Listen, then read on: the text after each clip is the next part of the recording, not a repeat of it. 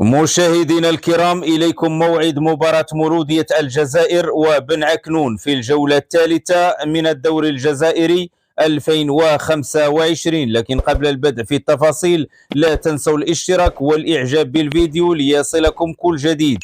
يستقبل فريق مولودية الجزائر نظيره بن عكنون في الجولة الثالثة من الدوري الجزائري 2025 على أرضية ملعب علي لابوانت يوم الثلاثاء 23 ديسمبر 2025.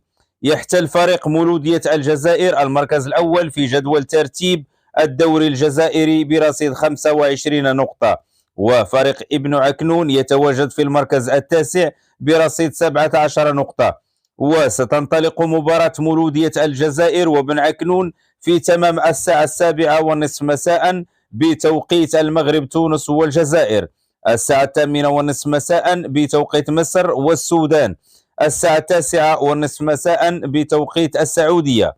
وسيتم نقل مباراة مولودية الجزائر وبن عكنون مباشرة عبر القناة الرياضية الجزائرية إن شاء الله.